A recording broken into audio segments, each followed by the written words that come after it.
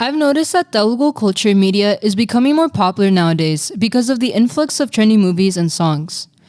RRR, for example, is a very well received Telugu movie that has made its rounds on Netflix and even in movie theaters across US and Japan. It's safe to assume that global interest in the Telugu language and culture is rising.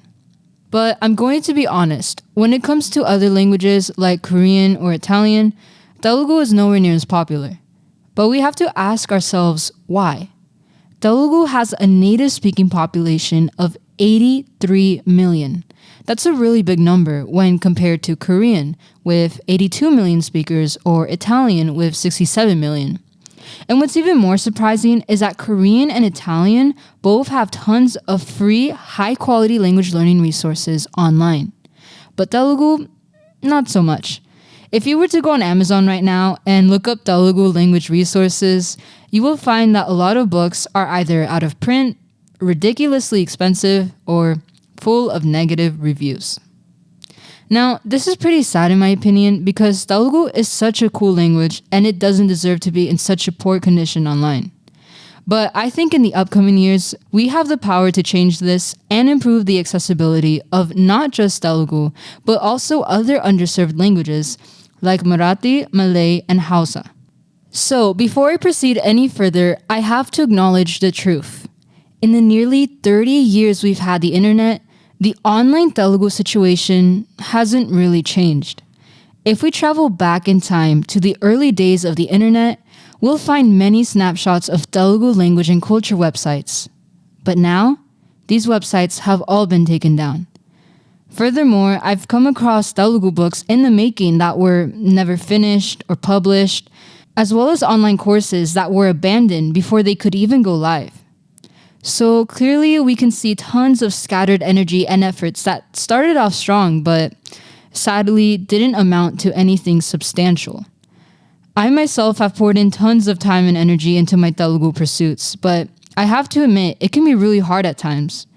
Because despite honest efforts, it feels like there's something in the way, something blocking forward progress. What is this something I talk about? An invisible barrier. Now, when I say invisible barrier, I suppose it could mean those invisible walls at the edge of sandbox worlds like Minecraft. But this concept of invisible barriers are not just in video games, they're also in real life. I believe that the reason the Telugu situation hasn't changed in 30 years is because of these invisible barriers. Now, what are these barriers exactly? Is it the government? A lack of funds? Well, I believe we should avoid these surface level answers as much as possible, because then we would be stuck with a simplistic and surface level understanding. We don't have to perfectly define what the barrier is in question, because that's not the point. The point is to dig deep and look beneath the surface, so that we can arrive closer to the truth. So after much study and research, I'm going to share with you some key insights I've gathered on invisible barriers. Number 1. Invisible barriers transverse time. In other words, they are historical. When you see the present-day Telugu situation, it's not just a modern problem that arose out of nowhere. In fact, hundreds of years ago, before the internet even existed, the Telugu language situation was surprisingly similar. In the early 19th century, a British civil servant named Charles Philip Brown dedicated decades of his life to preserving Telugu literature. According to his written account, when he first began to learn the language, there were no good Telugu resources. His Wikipedia page even mentions that during his time, there was prevailing illiteracy in India, a lack of financial support for the language, and a lack of creative Telugu poets. So compare those factors to the present situation, and we will notice all the eerie similarities. Number 2. Invisible barriers transverse realms. When I was studying the Telugu situation, I kept noticing again and again many patterns and connections to the Indian film industries. So, to explain, I'll give you an example. For the longest time, the legal processes you had to go through in order to make a new film in India was not straightforward, especially if you were non-Indian. The reason is because there are many local governments in India. If you wanted permission to film your movie in multiple locations, you had to go through all of their local governments and their legal processes rather than a single government body that can streamline the entire process. As a result, filmmakers have described the production process in India as lengthy, inconsistent, and costly. And I'm not making this up. I've seen this in countless articles, papers, and videos online. To give you just one example, in 2018, a French filmmaker named Marc Bachet talked about how ridiculously difficult it was to obtain a visa for film crews outside the country.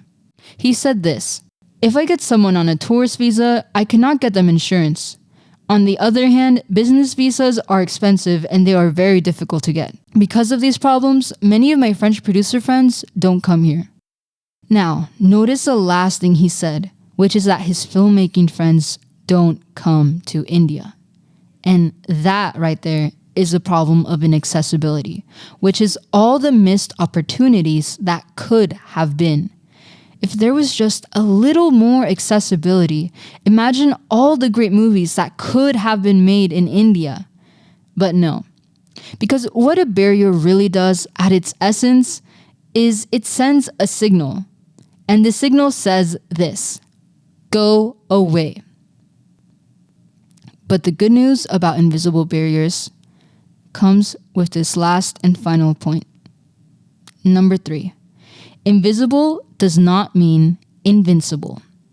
Invisible barriers are breakable, but keep in mind it will take a huge, colossal amount of time, energy, and effort. In other words, this is not the job of a single person, but of a group of people, a company, a corporation, an entire government. The most obvious example of a breakthrough that I can think of is the groundbreaking success of the recent RRR movie, which was a huge breakthrough for the Telugu film industry.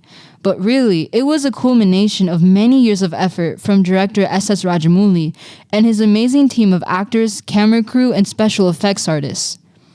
And even before then, there were multiple factors building up over the decades that paved the way for the movie's international success, including S.S. Rajamouli's impressive record of domestic box office hits, the advent of satellite TV in the early 2000s, the growing popularity of Hindi-dubbed Telugu films for Indian audiences, and the list goes on and on. So applying this to the Telugu situation online, it's obvious that we need to put in tons of energy and effort to achieve a breakthrough. Knowing this, it's wise to optimize our time and effort and be smart about where we direct our energy, rather than squandering our energy on fruitless endeavors and dead ends. So how exactly can we go about improving the accessibility of Telugu online? Well, frankly, I'll just start off by sharing my personal experience. When I first discovered the Telugu language, I was enamored of it. I thought it was super cool. But once I started learning Telugu, I grew frustrated very fast. You want to know why? It was one issue, only one, but it drove me crazy. And it was that every language resource I found replaced the native Telugu script with Roman letters. Now, for a native Indian speaker, maybe using Roman letters is okay because the pronunciation between Indian languages is shared and they can kind of get a sense of how to say the word, maybe. But for a Westerner like me, who had no background in Indian language or pronunciation, Telugu written out in Roman letters made it like 1,000 times harder to learn. Every time I saw Telugu words in Roman letters, it felt like I was just staring at another huge, fat, invisible wall. So, here is point number 1. If we want to make the Telugu language accessible, we need to make the Telugu script accessible. The Telugu script was designed for the Telugu language, and no other writing system in the world can ever do it justice, not even the English alphabet. For example, in the English alphabet, we have the letters T and D, but that's not how it works in Telugu. No, in the Telugu alphabet, it's the, th, the, th. And this is because Indian languages have scientifically precise writing systems. Like every single sound shift in the tongue is reflected in the written version of the letter. Not just that, these sound changes are relevant to your understanding of the spoken language.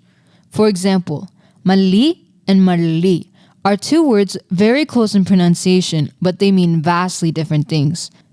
So it becomes even more important to be able to distinguish between these sounds because they directly impact your comprehension and communication in the language. So if we want to make Telugu accessible to a global audience and not just cater toward other Indians, we need to use the Telugu script.